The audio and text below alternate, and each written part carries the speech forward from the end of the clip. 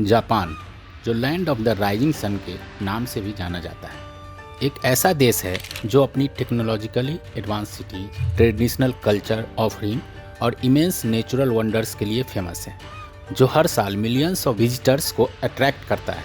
हैरानी की बात यह है कि आउटसाइडर्स के लिए जापान की ये ओपननेस देश के इतिहास में एक रिलेटिवली रिसेंट फेनोमेनन है। असल में लगभग 200 सालों तक 17th से 19th सेंचुरी के बीच जापान के बॉर्डर्स किसी भी आउटसाइड विजिटर्स के लिए पूरी तरह बंद था और इस पीरियड को साकोकू कहते हैं। लेकिन सवाल ये है कि ये आइलैंड नेशन कैसे एक आइसोलेशन के पीरियड से निकलकर दुनिया के सबसे डेवलप्ड और ओपन कंट्रीज में से एक बन गया। तो शुरू करते हैं हिस्ट्री ऑफ जापान। जापान के आइलैंड्स लगभग 40,000 साल पहले बनाए गए, जब पहले ह्यूमंस एशिया की मेनलैंड से यहाँ माइग्रेट करके आए। ये अर्ली सेटलर्स अपने साथ एग्रीकल्चर और मेटल वर्किंग की स्किल्स लाए, जो परमानेंट सेटलमेंट्स और इनिशियल किंगडम्स का फाउंडेशन बनी। 3rd सेंचुरी एडी तक साउदर्न जापान एक सेंट्रलाइज्ड पावर स्ट्रक्चर में बदल गया था, जो यामाटो रीजन के आसपास डेवलप्ड हुआ और एक मोनार्क यानी इंपीरियर के अंडर रूल होता था। जापान का अर्ली हिस्ट्री मेनलैंड एशिया के कल्चर से डीपली इन्फ्लुएंस्ड था। 552 एडी में कोरिया के थ्रू बुद्धिज्म जापान में इंट्रोड्यूस हुआ। उसके बाद 645 एडी में ताइका रिफॉर्म्स लाए गए, जो पॉलिटिकल सिस्टम को चाइनीज इंपीरियल कोर्ट के मॉडल पर रीमॉडल करने के लिए इम्प्लीमेंट किए गए थे। इनिशियली इंपीरियल कोर्ट के पास कोई परमानेंट होम नहीं था और हर इंपीरियर के साथ कोर्ट को एक नए लोकेशन पर शिफ्ट किया जाता था। लेकिन 794 एडी में 5th इंपीरियर कामू ने कैपिटल को क्योटो में फिक्स कर दिया, जो हीन पीरियड की शुरुआत थी और लगभग 400 साल तक चली। लेकिन धीरे धीरे इंपीरियल कोर्ट बड़ा एंड पेचीदा हो गया और अपने इंटरनल पॉलिटिक्स में इतना उलझ गया कि गवर्नेंस पर ध्यान देना छोड़ दिया गया। इस वजह से सेंट्रल अथॉरिटी वीक होने लगी और इंपीरियर के कंट्रोल में रहने वाली लैंड ग्रेजुअली लोकल सरदार या सामंत के हाथ में चली गई। इसका रिजल्ट एक जमींदारी और सामंती व्यवस्था के रूप में निकला, जहां पावर इंपीरियल कोर्ट के बजाय डिसेंट्रलाइज्ड थी। पावर के डिसेंट्रलाइज्ड होने की वजह से पावरफुल रीजनल वॉरियर क्लान या लड़ाकू समुदाय जैसे ताइरा और मिनामोटो डेवलप करने लगे। इन वॉरियर क्लान्स ने समुराई वॉरियर की मिलिट्री स्ट्रेंथ के साथ इंपीरियर की डोमिनेंस को चैलेंज किया। 1160 में होगेन रिबेलियन का शुरुआत हुआ, जो इंपीरियल थ्रोन के इनहेरिटेंस को लेकर डिसएग्रीमेंट की वजह से हुआ था।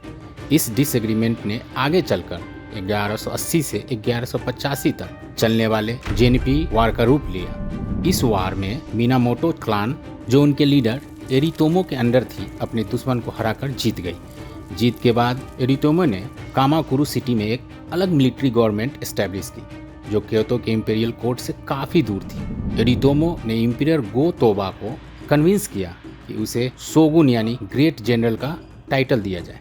1192 में ये टाइटल मिलने के बाद एरितोमो दी फैक्टो रूलर बन गया और जापान में मिलिट्री रूल का शुरुआत हुआ, जिसे शोगुनाते कहते हैं।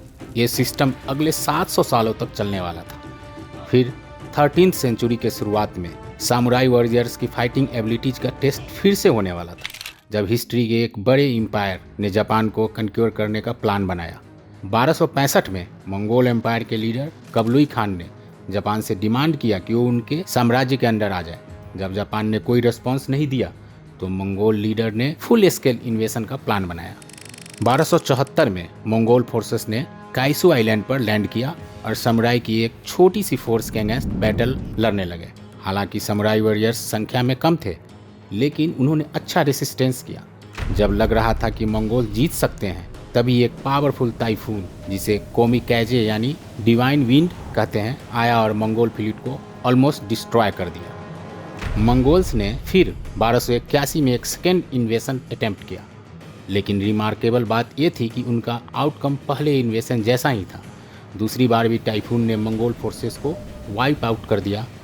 जापान ने इन्वेशन का थ्रेट तो सक्सेसफुली डिफीट कर दिया था, लेकिन इस डिफेंस एफर्ट की वजह से शोगुनाते की खजाना ऑलमोस्ट बैंकक्रप्ट हो गई थी। इस वजह से कई समुराई वॉरियर्स को उनकी सर्विसेज के लिए पेमेंट नहीं दी गई, जो उनके और मिलिट्री गवर्नमेंट के बीच रिलेशंस को खट्टा कर गया। फिर 1333 में इंपीरियर गो डाइगो ने एक कूप लॉन्च किया, जिसका एम था पावर को इंपीरियल कोर्ट से इम्पीरियर के पास वापस लाना। ये कूप सक्सेसफुल रहा और पावर टेम्पोरली इम्पीरियर के पास आई, लेकिन ये सिचुएशन सिर्फ 5 साल तक ही चल पाई। 1338 में गो डाइगो को एक और कूप के थ्रू ओवरथ्रो कर दिया गया, जो पावर को एक नए शोगुन अशिकागा ताकाओजी के अंडर ले आई। अशिकागा शोगुनाते के दौरान भी actual power regional samurai clans के पास ही थी। इन क्लान्स के सरदार थे, जिन्हें दाइमो कहते हैं, अपने लैंड्स को डायरेक्टली कंट्रोल करते थे। ये दाइमो अलायंसेस जालसाजी करते और एक दूसरे के अगेंस्ट प्लान बनाते, जो अक्सर सिविल वार्स में बदल जाता। जापान के इतिहास का सबसे वायलेंट कॉन्फ्लिक्ट 1467 में शुरू हुआ, जिसे ओनियन वार कहते हैं।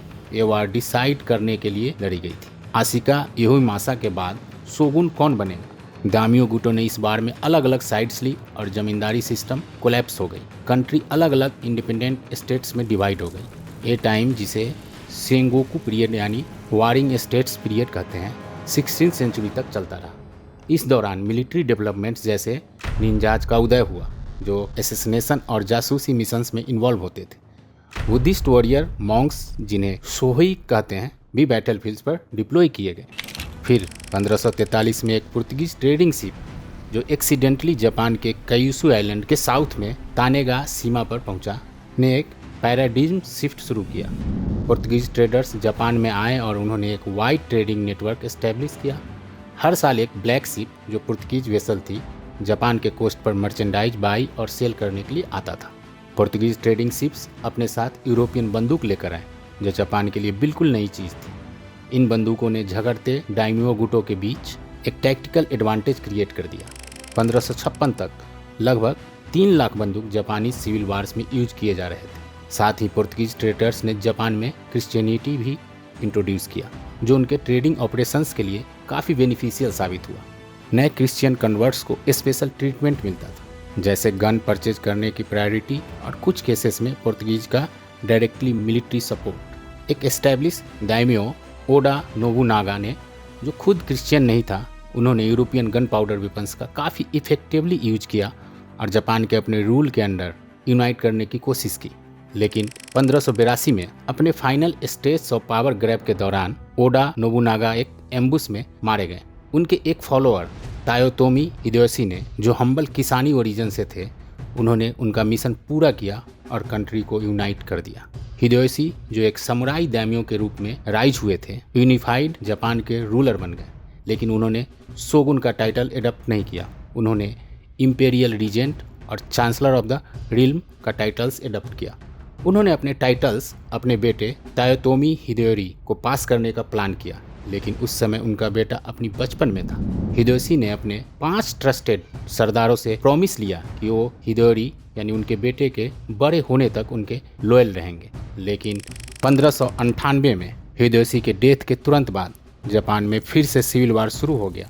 एक तरफ हिदेयोरी के एलाइज थे और दूसरी तरफ तोकुगावा लेओसु, जो पहले हिदेयोशी के लॉयल थे। 1600 में बैटल ऑफ सेकीगाहारा एक डिसिसिव बैटल बनी, जिसमें तोकुगावा लेओसु ने अपने राइवल्स को हरा दिया। इस बैटल के बाद तोकुगावा शोगुनाते का निर्माण हुआ, जो अगले 268 सालों तक अनइंटरप्टेड रूल किया। इस पीरियड को ईडो पीरियड भी कहते हैं, क्योंकि तोकुगावा गवर्नमेंट ने अपना कैपिटल ईडो, जो आज मॉडर्न डे टोक्यो है, शिफ्ट कर लिया था। ईडो पीरियड जापान के इतिहास के एक निर्णायक दौर माना जाता है। कंट्री में रिलेटिव पीस और स्टेबिलिटी का माहौल था, जिसकी वजह से जापानीज कल्चर, आर्ट्स और इकोनॉमी काफ़ी फ्लरिश हुई। लेकिन ये स्टेबिलिटी एक कॉस्ट के साथ आई। तोकुगावा शोगुनाते ने काफ़ी हार्श पॉलिसीज इंप्लीमेंट की ताकि कोई सोशल अनरेस्ट ना हो। क्रिश्चियनिटी को सेवरली डाउन किया गया और 1638 में इसे पूरी तरह से बैन कर दिया गया। फिर 1639 में थर्ड तोकुगावा शोगुन लिमित्सु ने साकोकू पॉलिसी इंट्रोड्यूस की, जो जापान के बॉर्डर्स आउटसाइडर्स के लिए पूरी तरह बंद कर देता था। जापानीज सिटीजन्स को भी अब्रोड ट्रेवल करने, ओवरसीज से वापस आने या ओशियन गोइंग वेसल्स बनाने के लिए रोका गया। लिमिटेड ट्रेड सिर्फ चाइना और कोरिया के साथ अलाउड था। यूरोपियंस में सिर्फ डच ट्रेडर्स को ट्रेडिंग लाइसेंस दिया गया, लेकिन वो भी सिर्फ नागासाकी के पास एक छोटी सी आइलैंड देजिमा पर आ सकते थे। 17th सेंचुरी के दौरान जापान ने तोकुगावा शोगुनाते के अंडर ग्रो किया। पॉपुलेशन लगभग डबल होकर 3 करोड़ तक पहुंच गई। गवर्नमेंट ने रोड्स और स्कूल्स कंस्ट्रक्ट किए, जिससे कंट्री का सोशल इकोनॉमिक आउटपुट इंप्रूव हुआ। लेकिन 18th और 19th सेंचुरी के लेट ईयर्स में तोकुगावा शोगुनाते की स्ट्रेंथ में क्रैक्स दिखने लगे। अर्ली ईडो पीरियड के रैपिड एग्रीकल्चर ग्रोथ का मोमेंटम रुक गया।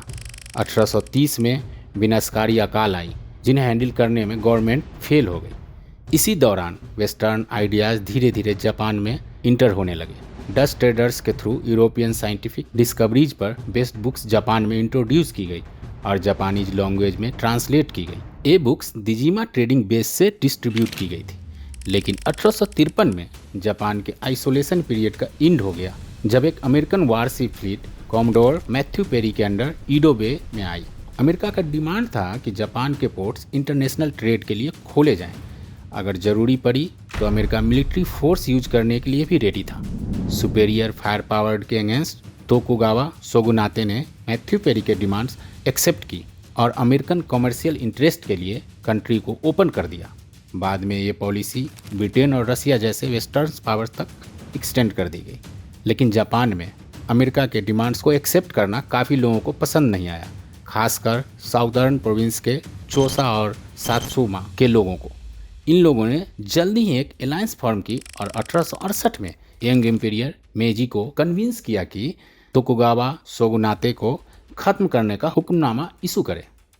चोसू और सात्सुमा के आर्मीज ने ईडो पर मार्च किया, जिसका रिजल्ट बोसिन वार के रूप में निकला।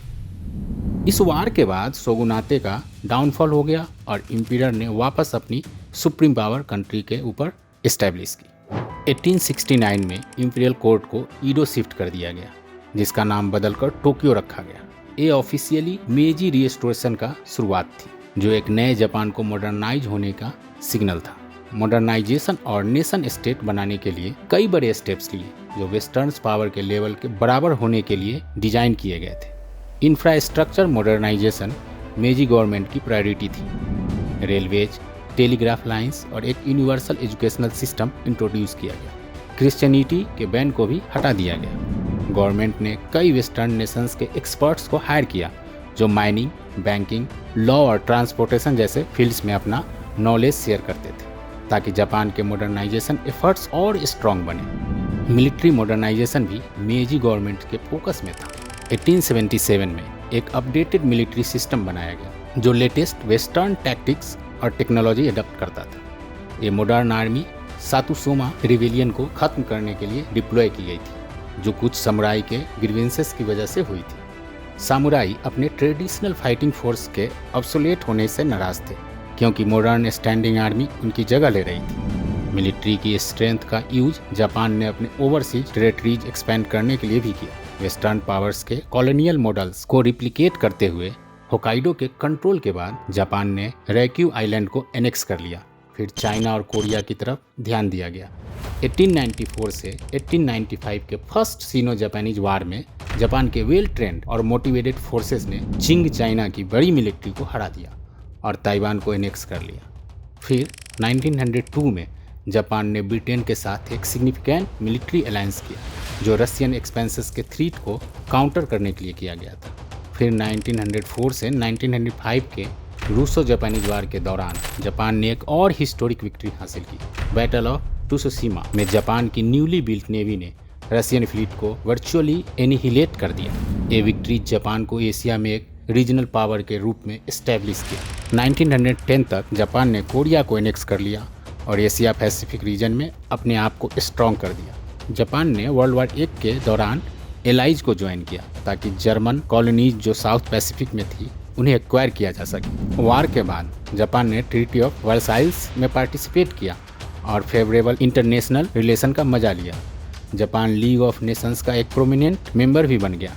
इंटरनेशनल कम्युनिटी का साथ पाकर जापान को अच्छा तो लगा, लेकिन उसे बराबरी का दर्जा नहीं दिया गया और इस वजह से पोस्ट वार पीरियड के दौरान जापानीज सोसाइटी में एक नेशनलिस्ट और फासिस्ट इंस्पायर्ड सेंटिमेंट ग्रो होने लगा, खासकर मिलिट्री के अंदर। एक्सपेंशन का एम्बिशंस ज़्यादा बोल्ड होती गई। 1937 में सेकेंड सीनो जापानीज वार शुरू हुआ, जो चाइनीज मेनलैंड पर ज़्यादा टेरिटरी एक्वायर करने के लिए लड़ा गया। इस एग्रेशन ने इंटरनेशनल कम्युनिटी में जापान के प्रति डिस्ट्रस्ट क्रिएट कर दिया। जापान के एक्सपेंशन के एम्बिशंस को रोकने के लिए यूनाइटेड स्टेट्स ने हार्श इकोनॉमिक सैंक्शंस इम्पोज किए, जो जापान के वार इफेक्ट्स को हिंडर करने के लिए। फिर 1939 में वर्ल्ड वार 2 का आउटब्रेक के साथ जापान ने जियोपॉलिटिकली जर्मनी और इटली के साथ अलाइनमेंट कर लिया, क्योंकि ये नेशंस भी एक्सपेंसिव पॉलिसी को फॉलो करते थे। 1940 में एक्सिस पावर के साथ अलायंस साइन करना जापान और वेस्टर्न पावर के बीच रिलेशंस को और वर्स कर दिया। जापान की लीडरशिप, जो प्राइम मिनिस्टर और जनरल हिडेकी तोजो के अंदर थी, ने डिसाइड किया कि यूनाइटेड स्टेट्स के अगेंस्ट एक प्रिम्प्टिव स्ट्राइक लॉन्च करना जरूरी है, ताकि इम्पोज्ड सैंक्शंस को लिफ्ट किया जा सके और अपनी रिसेंट टेरिटोरियल एक्विजिशंस को सिक्योर किया जा सके। फिर 7 दिसंबर 1941 को इंपीरियल जापानीज नेवी ने हवाई के पर्ल हार्बर पर सरप्राइज अटैक किया, जिसमें अमेरिकन फ्लीट को टारगेट किया गया। पर्ल हार्बर के अटैक के बाद यूनाइटेड स्टेट्स ने वर्ल्ड वार 2 में एलाइज की साइड से पार्टिसिपेट करना शुरू किया और जापानीज एम्पायर के अगेंस्ट मिलिट्री ऑपरेशंस लॉन्च किए। तब तक जापान एशिया की कई टेरिटरीज पर कंट्रोल कर चुका था, जैसे Philippines, Malaya, Hong Kong, Singapore, Burma और डच ईस्ट इंडीज। एलाइज, जो यूनाइटेड स्टेट्स के लीडरशिप में पैसिफिक रीजन में जापानीज फोर्सेस के अगेंस्ट एक फियर्स और प्रोलॉन्ग कॉन्फ्लिक्ट में इंगेज्ड हो गई। एलाइज का एक मेजर ऑब्जेक्टिव था छोटी आइलैंड्स को सिक्योर करना, जो स्ट्रेटेजिकली एयरफील्ड्स के लिए इंपॉर्टेंट था, ताकि जापानीज मेनलैंड पर बॉम्बिंग रेड्स किया जा सके। लेकिन फाइटिंग की स्लो प्रोग्रेस की वजह से यूनाइटेड स्टेट्स को रियलाइज हुआ कि जापान पर ग्राउंड इन्वेशन का कॉस्ट उनकी फोर्सेस के लिए बहुत मुश्किल होगा। इस वजह से उन्होंने एक नए डेवलप्ड सीक्रेट वेपन का यूज करने का डिसीजन लिया, ताकि जापान को सरेंडर करने पर मजबूर किया जा सके, जो ह्यूमन इतिहास की सबसे बड़ी ट्रेजेडी में से एक बना और जो यूनाइटेड स्टेट्स ने किया। 6 अगस्त 1945 को यूनाइटेड स्टेट्स ने हिरोशिमा पर एक एटॉमिक बम गिराया और फिर 9 अगस्त 1945 को नागासाकी पर दूसरा बम ड्रॉप किया। इन बॉम्बिंग की वजह से 1 लाख से ज़्यादा लोगों की मौत हुई।